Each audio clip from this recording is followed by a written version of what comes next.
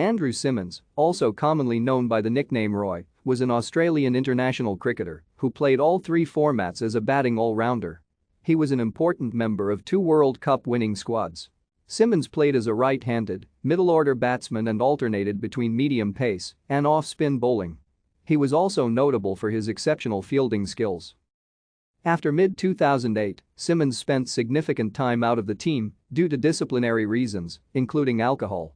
In June 2009, he was sent home from the 2009 World Twenty, his third suspension, expulsion, or exclusion from selection in the space of a year. His central contract was then withdrawn, and many cricket analysts speculated that the Australian administrators would no longer tolerate him and that Symonds might announce his retirement. Symonds eventually retired from all forms of cricket in February 2012 to concentrate on his family life.